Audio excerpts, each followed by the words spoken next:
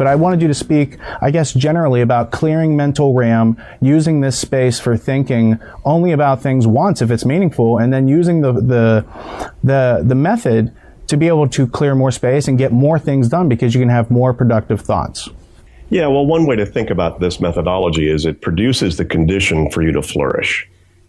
And, I love that word flourish. I think it's such a great word. And most of the people who've implemented some version of this methodology would say the common denominator of people's positive testimonials is I was able to be present, and it gave me the freedom to fill in the blank. Freedom to write rock music, the freedom to use my imagination much more creatively, the freedom to watch my girls play soccer without being on my smartphone, the freedom to be able to be in the kitchen when I want to play there. So a lot of it is about creating that kind of space to be able to be free to do wherever you want to put your attention and wherever you want to put your energy. So that's the essence, essentially, of what you're after here, of getting that kind of room inside your psyche, and stop using your psyche to try to do things that it just, as I mentioned before, doesn't do very well. So your mind doesn't have one. If it did, it would only remind you of things when you could actually do something about them, when that'd be useful to be reminded.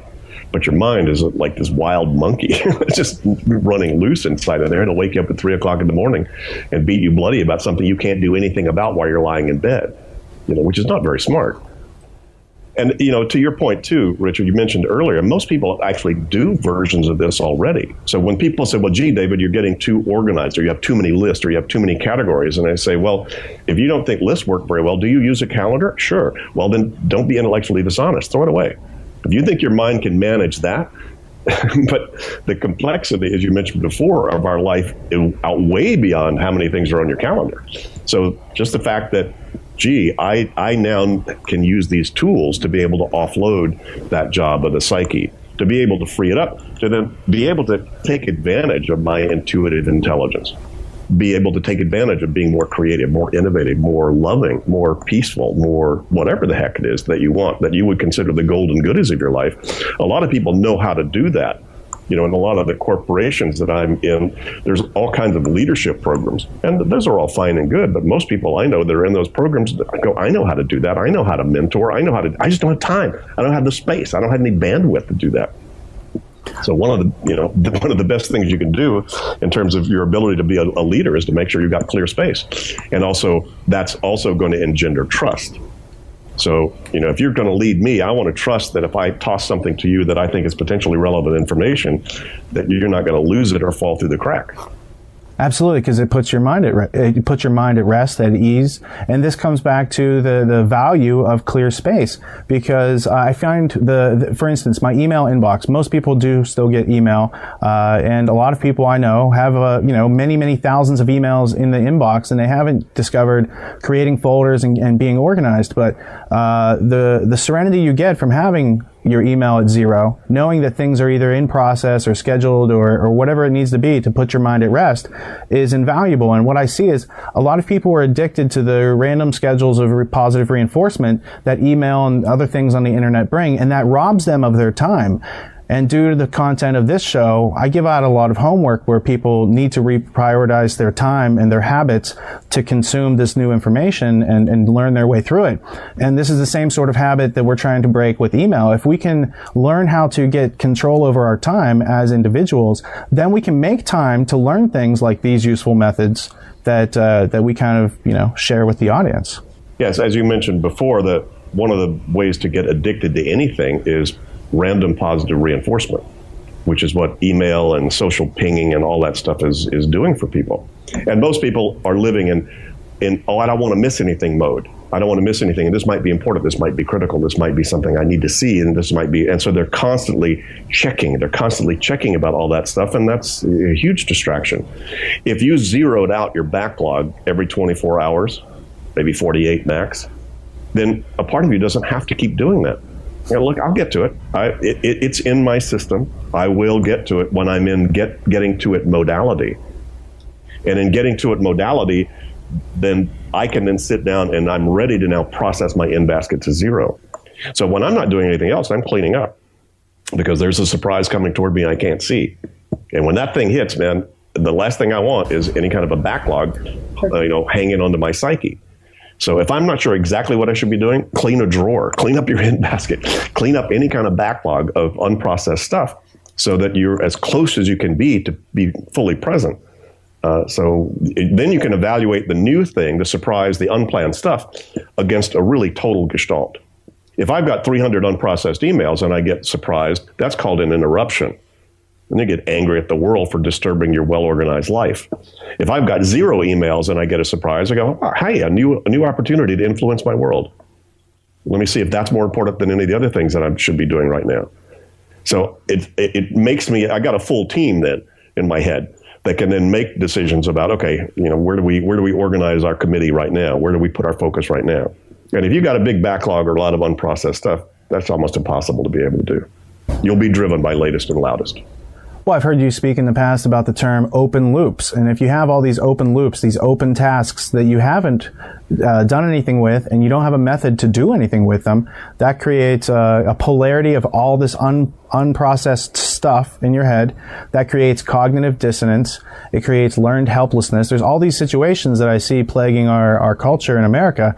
So it's, how do we learn our way out of these things? And one of these, the methods is, how do you manage your time? How do you process the unknown and actually make it something productive? So now that we recognize that we need a tool for managing our life, or time management, or productivity, or whatever nomenclature people would like to hang on it, let's jump into the fray of the battle and actually say that we're surrounded by an office full of stuff, and we're overwhelmed, and we can't be productive, and I can't even take a phone call right now, and my voicemail is full.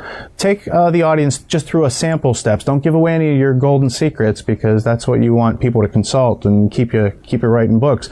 But the idea is, it's a general process that I think is very simple and basic, and you had to be a rocket scientist to discover this, and surprisingly, no one else had described it this way, so kudos. Well, come on, I'll give you this. I'll give you the secrets. It's pretty simple. Get anything that's potentially meaningful out of your head and around your environment collected into one place. Sooner than later, decide what exactly those things mean to you in terms of outcomes and actions. Organize the results in appropriate categories so that you can step back and reflect and review your multiple horizons of commitments at any point in time, and then trust your heart or your intuitive judgment call about what you do at any point in time. That's the whole game. So what it looks like, that may sound like motherhood or apple pie, or easy to do or hard to do. What it would really look like, to answer your question, would be if I walked in to work with anybody, and what I do is look around and go, hey, what are all the things that you have attention on right now? What's not on cruise control? What's not on cruise control is stuff lying around your office that doesn't belong there permanently. Things on your desk, things in your desk, things under your desk, things in the corner of the office, anything there. And we don't tell people what's incomplete or what their open loops are. We just ask, hey, you got any attention on this? Oh, yeah, I need to. Okay, well, we just gather all that stuff and throw it all in the in basket. And then once we get all the physical triggers, because the physical triggers is a pretty obvious one right away. Pull out your wallet. Anything that doesn't belong in there permanently, throw it in your in basket. Anything in your briefcase right now. And I've gone home with CEOs before because they had so much attention on their personal life that it's sort of fallen out of control that we had to gather it all there too. It doesn't matter whether it's personal, professional, anything that's got your attention. We need to get that inventory captured. And so that looks like just gathering physically, just throw it all in an in basket. And then empty your head. Once you get all the physical stuff, anything else in your mind that may not be represented in that stack, oh, yeah, I need to get in touch with. Oh, that's right, I got it. Oh, I ought to. And once you grab all that. Now, that takes 1 to 6 hours for most professionals to actually just gather all the stuff that they actually have attention on and where they put their attention that's not complete yet, that they can't let go of, or that's not on cruise control. So that's quite a process just in and of itself. So that'll take, half a day or however long it takes. I've taken as little as 30 minutes and as long as 3 days, truly, to just collect all that stuff. So then you can't just leave it there. That's why this is a holistic process. You can't just do that. If you do that, now you just got a bunch of piles. Now you got a bunch of lists, and then you have compulsive list makers. They've got lists everywhere. They've got, Post-its on their screen. They've got stuff all over the place. That won't help either, because if you don't then move to the next couple of phases of processing and organizing, then the stuff will creep back up into your psyche, because you won't have a trusted place. It says, yeah, but you're not looking at the list, or it's under a pile there, or whatever. So once we get the piles, then we need to reduce the piles to zero. And that doesn't mean finish all those things. It does mean decide what they are. And that's where we go through, we have one at a time. What is that thing? Here's something in my in basket right now. My wife put in there. Oh, what is this? So I have to pick it up and say, okay, what is it? What's the action required? And then, once I make that decision, and by the way, those people looking at this right now, if you go through that process, if you get nothing more than the 2-minute rule, if you haven't built that habit into your life already, that's worth the price of admission, worth listening to Richard and me for an hour, just to get the 2-minute rule. The 2-minute rule simply says, look, if the action item on this thing takes less than 2 minutes, do it right then, if I'm ever going to do it at all, because it'll take you longer to stack it, track it, and look at it again than to finish it when it's in your face to begin with. And so that's where you're really starting to build in Teflon, called don't let this stuff lie around. Make a decision. What is it? What am I going to do with it? And what's the action step required for it? And that's the process. And that process is a pretty simple one. Though most people avoid those decisions until the heat on that, whatever this thing is, forces me to have to decide on it. But deciding right on the front end then makes that available to me as an action to do in my inventory of all the actions that are going to move forward to close these loops and to move the needle about my life. So I need to make that decision. So first is capture. Then I need to go through each one and decide, is it actionable, yes or no? If it's not, I toss it, pickle it for later review, or file it as reference. And if it is actionable, then I say, what's the very next action on it? And is there some project I need to capture about this? If the one action is not going to finish whatever it is. So I then need to determine, to be appropriately engaged with this, if it is a project, I need to have a project list somewhere where I keep track of this project. What's the next action? And I need to track both of those until this thing gets completed. So that's where you generate what needs to populate your organization system. Outcomes I need to keep track of and be reminded of consistently. Action items I need to be reminded of so that I have the opportunity to be able to execute on these things easily when I'm in the context to do that. As well as what are the things I'm waiting for, what are the things I can delegate to other people. So there's a lot of just good executive decision making that goes on when you actually empty your in basket. That's actually a lot of what your work is defining what your work is in the in basket. So the third thing is you need to then organize that. So you can't leave that just with these decisions made without keeping track of it. If I decide this is a phone call I need to make to my bank, and I can't make the phone call right now, I then need to track, okay, here's a phone call I need to make, and I need to track that reminder. And that's why the organization phase comes in as phase 3. It's not the first thing to do, because organization, if I'm trying to organize this but haven't decided this is a phone call I need to make, I'll avoid looking at this because I know there's a decision about it I haven't made yet. Most people's organization are simply incomplete lists of still unclear things. And that then they start avoiding looking at because they know there's thinking and decision making they haven't done yet. They don't want to be reminded of that. Well, I think a lot of people do this all implicitly, and I think a lot of people have really great ideas, and I noticed that without a capture method, without a notepad beside their bed for those thoughts that wake you up and say, I have a good idea, if you don't make a habit out of starting to capture and get that output going, you're kind of still lost afterwards. But I noticed after a couple years of doing that, I found it very productive. I was getting great ideas. And then I started thinking, I don't want to roll over and write that down. I'll just remember it. And when I'm having coffee at my desk tomorrow morning, I will, remember that message. And that's worked very effectively. And then what I learned was that as a function of doing those habits, it's no longer necessary to wake up in the middle of the night because I'm getting all the relevant thoughts and planning and organizing out during the day, and I sleep like a log. And so I know you can't advertise, read this book and sleep like a log because people get the wrong idea, but it's an effective tool. It contains effective tactics. And I think a lot of those tactics are around the building of habits. So I just wanted to add this quote to this very interesting discussion. This is from William James, and it's a quote about habit. It says, "Habit is thus the enormous flywheel of society, its most precious conservative agent. It alone is what keeps us all within the bounds of ordinance and saves the children of fortune from the envious uprisings of the poor." So would you be just so kind as to describe the power of habit? I know it's not your book, but I know that it blends right in symbiotically, and I think a lot of people who have studied the nature of habit would find it useful in grasping on to getting things done.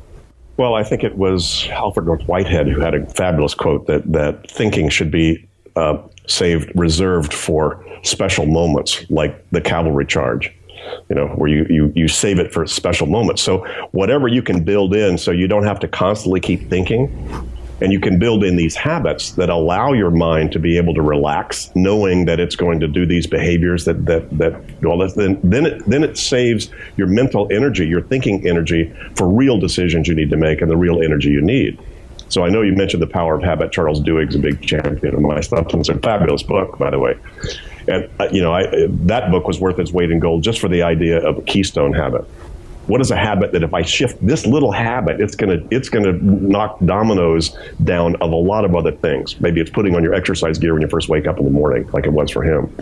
In this case, the habit of emptying your in basket, getting that to zero. Once you get that as a habit, there's still a bunch of stuff I resist like the plague. I teach this stuff, but come on, I resist making action decisions. I resist doing all kinds of things. But because I have the habit of getting my in basket to zero, that forces me to do a lot of other stuff. If I said, okay, David, I'd like you to go tackle 43 decisions about stuff you need to do today. No. Hey, David, go empty your in basket. Those 43 things are in that in basket. And so by the time I get to the bottom, I will have actually done those things that I would have thought were much harder to begin with. So building in habits like keeping stuff out of your head, emptying your in basket, making next action decisions about things when they're on your mind. Those things are real keystone habits because they then start to impact a lot of other things that then you don't have to work on so much because it will automatically be handled. It sounds so simple, right? It is. Easy? Yeah, well, as easy as it is to change habits. See, Richard, I think the problem most people have is control is probably the biggest addiction to the human psyche. The need for control. The fear of being out of control is probably the greatest human fear. And so I think people keeping all kinds of stuff in their head as a way to try to get control, but it's a very ineffective way to do that.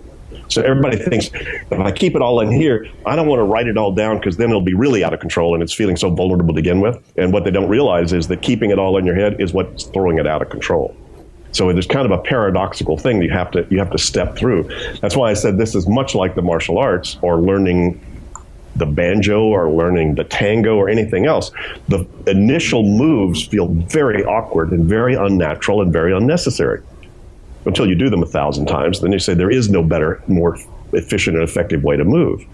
So a lot of this called keep everything out of your head feels unnatural and unnecessary and awkward until you start to really catch how powerful that really is. So people have to step through those kinds of, I think that's the barrier to entry to doing a lot of this, is because it seems like that's unnecessary. And it's going to feel awkward to sit, to take every single email if it's not the most important thing in your world and sit there and make it and say, wait a minute, is that reference? Is that trash?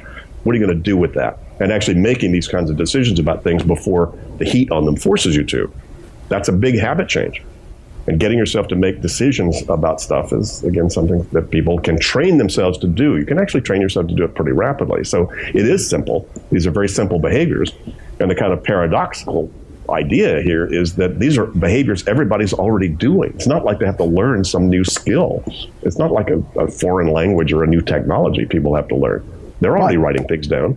They're already making action decisions. They're already using lists for calendars and things like that. So these are not foreign, behaviors.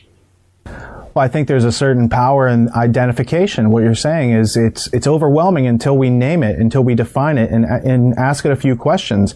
That ties back into the 2-minute rule about getting things done. And if you're going to open this email, be prepared to answer those questions. Otherwise, you're wasting your time. You're going to end up looking at it again, and it's running these threads down to a single thread. You look at it, you deal with it, it's done, and it saves you all those repetition times. So that's where the time savings comes from. Could you tell me, or at least share with the audience, what is the relationship between positive outcomes, priorities, and next actions? Well, a positive outcome, any kind of an outcome that you want to achieve that's not achieved yet, that has value to you, is what you're after. And, you know, creating a project list where you start to identify things that are bothering you as a project. I need to research that. I need to clarify that. I need to get closure on that. And the positive outcome, you know, if you have your kid has a problem with one of their teachers in school, you know, it's nagging at you in your head, a positive outcome may not be to get the perfect teacher or have that teacher change their behavior. The positive outcome may simply be, look, I need to get clarity or closure on whether I can improve this situation or not. And so, you know, I don't want this to sound like motherhood and apple pie, na-na-nu-nu stuff. A positive outcomes go, look, I need to clarify this, or I need to handle this situation with this staff person that I've got, or I need to clarify the problem with the bank that showed up in terms of my credit line. And, you know, any of those kinds of things, the outcome is going to be what do I want to check off as done about this? What does done mean? See, getting things done really requires two key elements. What does done mean? This is done when what's true. That's as simple as that sounds. That's a tricky thing to answer for a lot of stuff. What does done mean about this problem with your kid in the school? What does done mean about your vacation? What does done mean about the budget? What does done mean about hiring? You know, or changing your organizational culture. You'll know that's done when what's true. So that's a very challenging and very wonderful thing to start to build as a habit, to start to think about what is the thing that's got my attention and what would resolution look, sound, or feel like. So just training yourself to think at that level, down at very operational levels or very big, long horizon levels, any and all of that's really fine. And then what's the next action on any of those is the execution piece. You know, okay, now I've defined what done means. Get clarity about this situation with Billy and his math teacher. You know, cool. What's the next action? What would, if you had nothing else to do but that, where would you go and what would you do? Is that a phone call? Is that a surf the web? Is that a go to the hardware store and buy something? What is it? What would, if you had nothing to do but that, where would you go and what would you do? In other words, I know what done means, but what does doing look like and where does that happen? So now we've got outcome and execution. We have, you know, a positive result and we have how do we move the needle on it. So those are two critical elements. And if you say priority, you say, well, you know, if you only had that to do in your life, that's one thing. But then you have to assess that against the 30 to 100 projects most people have. If you take my broad definition of more than one step outcome that you're committed to finish within a few weeks or months, get tires on your car, your next vacation, hire the assistant, look into a new cell phone process, you know, any of those are all projects. You know, and if you started to keep track of all of those, step back, and then you need to move the horizon up and say, okay, where are you going in your life, lifestyle, career, longer goals, life purpose? All those bigger levels of commitments are higher horizons that would identify commitments we've got at different scale. And you take a look at those and then go back to your project list and say, okay, do any of these need to move to someday maybe? They're a good idea, but they're not mission critical, or they're not something I really want to do. See, most people can't get it down to 1, 2, 3, A, B, C, high, medium, and low. If you want to get it done, God, you know, you want to get it done. I mean, I have two priorities. Well, you know, talking to you and everything else. As soon as I stop talking to you, Richard, I'll decide. But I've got my whole inventory of possibilities. That doesn't mean that I should give up, wait a minute, strategy for my company, strategy for my professional life, strategy for my personal life. I'm still thinking about those too, and I need to go through those kinds of exercises so that's not unconscious to me and I'm aware of them. But then I just need to trust my intuitive choices on the day-to-day, moment-to-moment, project by project. Is that worth it? Should I be doing that? So I'm constantly thinking and reassessing. But it's a lot easier to constantly think and reassess from those more strategic ways of thinking when you have all of those maps out in front of you, as opposed to trying to let all that happen internally. That's just impossible. You know, but getting them all out, that doesn't get rid of the challenge. It doesn't get rid of the risk you take. It doesn't make life easy. It puts your hand on the helm. It makes it a positive adventure. Well, it's not the end of the journey, but it allows you to release from the dock and set off and start on your way, because you can't do much until you start to externalize it, and then you need to be able to organize it and prioritize it and review it and communicate it and actually get it out there in actuality to manage it. I want to take a couple minutes and dig a little bit deeper now that we've laid out the basic concepts and definitions, talking about juxtaposing the ideas of control and perspective, and specifically, what are the 5 keys to gaining control in an individual's life? Well, they're the 5 steps. You need to capture what has your attention, what's not on cruise control. So you need to identify that. Number 2, you need to decide specifically what those things mean. What's actionable, what's not, what are the outcomes, what are the action steps I need to take. You need to then organize the results of that in appropriate places so that step 4, you need to step back and have the capability to review and reflect on the whole gestalt and the whole inventory so that step 5, when you then engage, you engage meaningfully, from your intuition or from your consciousness or your intelligence. Now, that's how you get control of a company or your kitchen or a country. If you walk into your kitchen, I'm sure everybody listening to this has had walked into their kitchen and their kitchen was out of control. So what's the first thing you do? You start gathering everything that's probably not where it belongs, right? It's the food on the table, it's the things, it's the dirty cups, the whatever. And what do? You gather them all together. You put them on a wall where they go. And then what are you doing? Okay, what is this? Now you're making decisions about what does this mean? Is this food that needs to go in the fridge? Is this still savable? Or is this, this is awful, that needs to go here? And then you're deciding what it means. That's a dirty cup? No, that's a clean cup. And then what do? Well, you park clean cups where clean cups go. You put dirty cups where dirty cups go. You go stuff that's food that's savable, you put that in the fridge. Food that needs to be thrown away gets thrown away. Now, I know this sounds dumb and silly, but this is the 5 stages you go through. I capture, I clarify, I then organize based upon what these things mean. I then put them where those things go.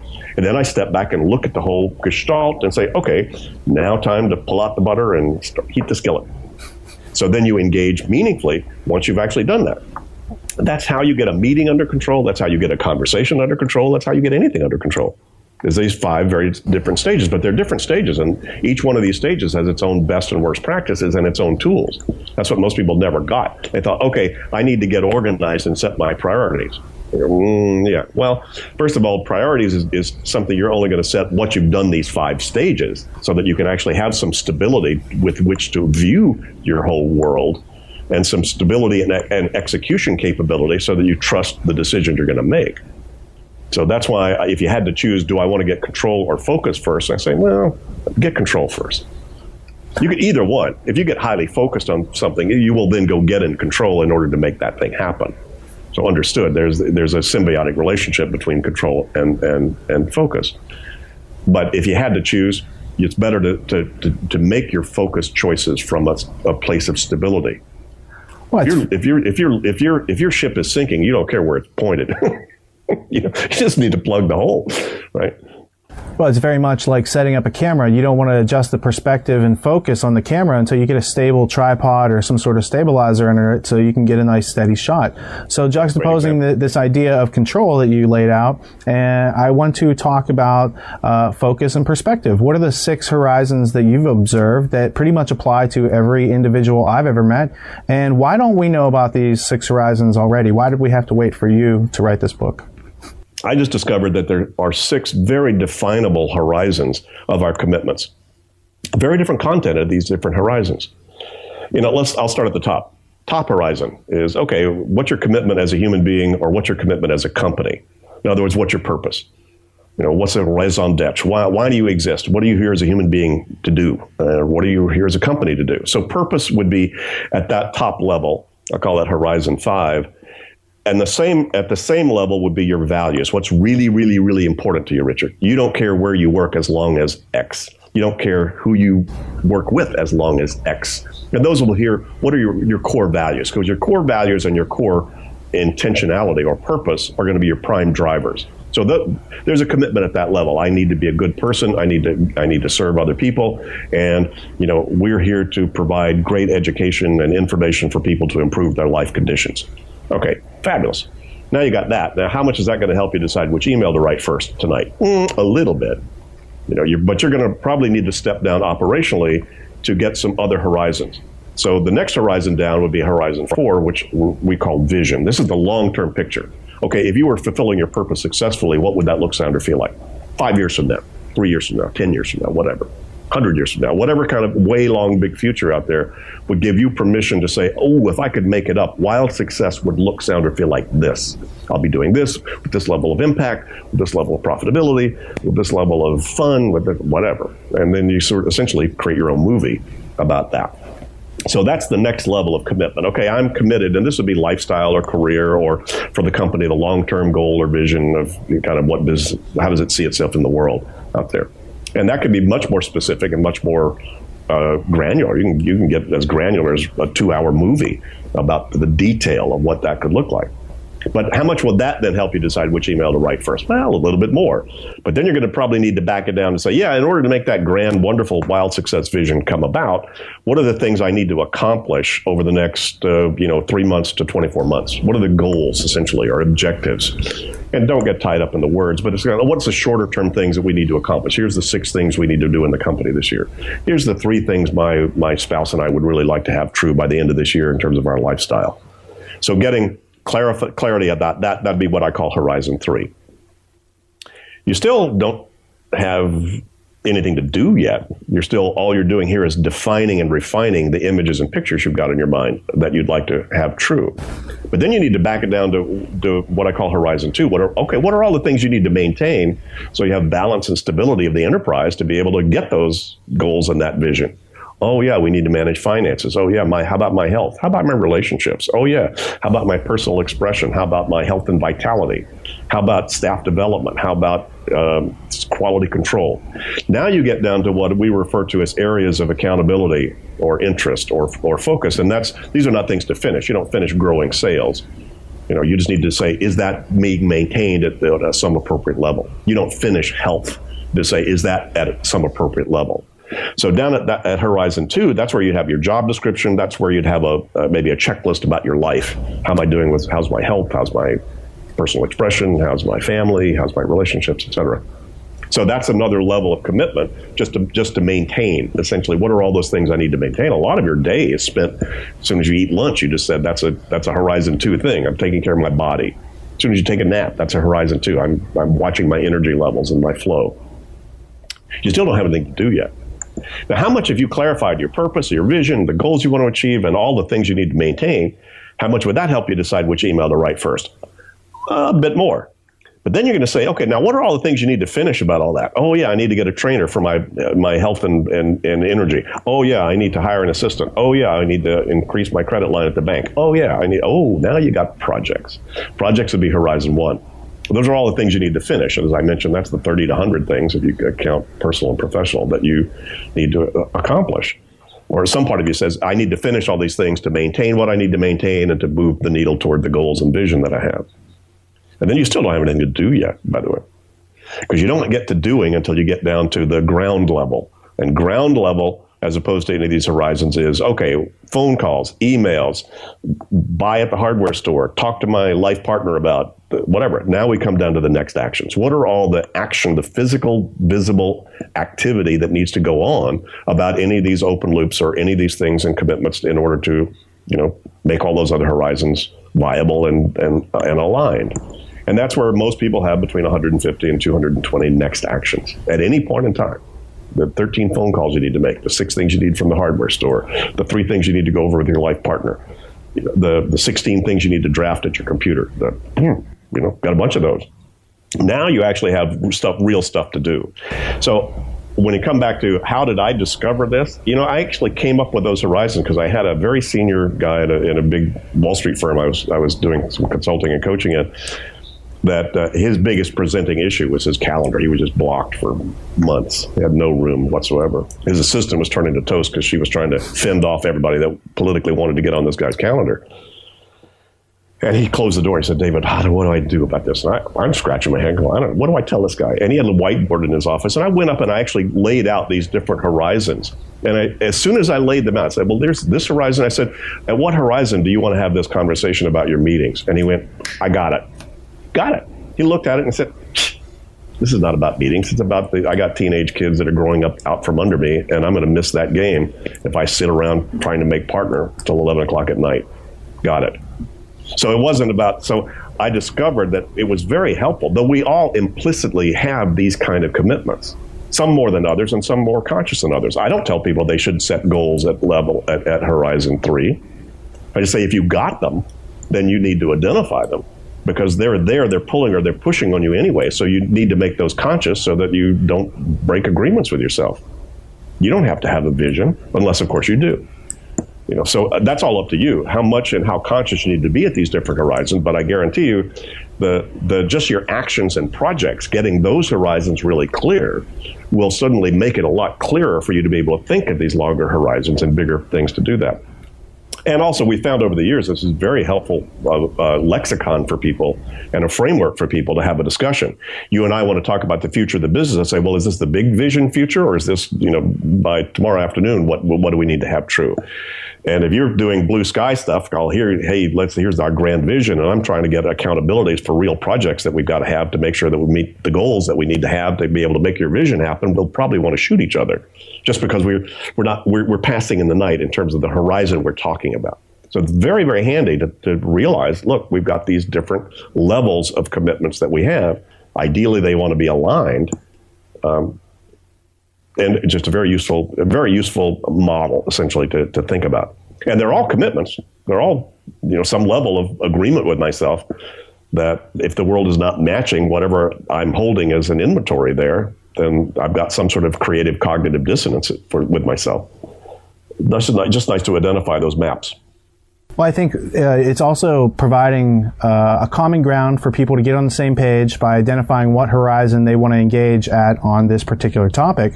It's providing useful rules of engagement or best practices for what people, are going through every day. And again, it's the power of identification, in my opinion, that makes making things explicit using the words and nomenclature that helps release your mind from that confusion and fear and unknown and that's where serenity starts, because once you have a method and you've started to name it, it's in the process, and you just have to rely on your habits. So I want to build upon this. I mean, I know it can be overwhelming for some people because you've had a lifetime of not using a method, and then you take inventory and you're like, wow, I have a lot of projects to do. But it's easy to break down what's more important, getting food or fixing this thing over here that's been broken for 2 years. We're going to get food before we fix this thing. So it's also easy to become overwhelmed. And once you're unoverwhelmed by your own situation, you want to start working with other people. You might have to work with some people on projects already just to get through your list. So let's talk about the recipe for having a successful meeting where things actually get done as a result. Well, these two words, outcome and action, are great to build into meetings. What are we trying to accomplish by what time today? And do we have the right people in the room to do that? I mean, I can't believe how many meetings don't start out with going, okay, what would be success by 2 o'clock? By 2 o'clock, what we would like to have true? Because if you don't actually answer that question, you don't know how to frame your conversation. You don't even know if you should be in the room until that's clear. So clarifying what are we trying to accomplish, by what time, and a lot of people forget to ask that. You might want to accomplish something, but you've given an inappropriate time to do that. And so, you need to make sure that's clear. By what time, what do we like to have true? And you don't end conversations without going, so what did we just decide? What's the next step? Who's got that? So deciding next actions, or deciding at least accountabilities for decisions that were made or results that then you agreed on in the meeting. Those two things, man, I've seen that change a whole culture when that starts to be built into the lexicon. Just what are we trying to do? Okay, and once we decided, that something needs to happen or change, who's doing it? Who's accountable for that? And those two things themselves are extremely powerful. And understanding what the purpose for the meeting to begin with, and why am I being invited? I mean, meeting-itis is just eating the corporate world alive out there. And, there's so many that are just unconscious. They're just, we Monday meeting. Well, why are you having a Monday meeting? Well, because we had Monday meetings every week for 7 years ago. And yeah, but you haven't needed a Monday meeting. You haven't needed weekly meetings for the last 3 years. So it's very easy for these habits to get installed and just the cows to run down the cow paths, and not change them. So making these conscious, because that's the real critical element. Because meetings are fabulous. They're great ways to get a lot of really good stuff done, but only if they're managed appropriately and framed appropriately.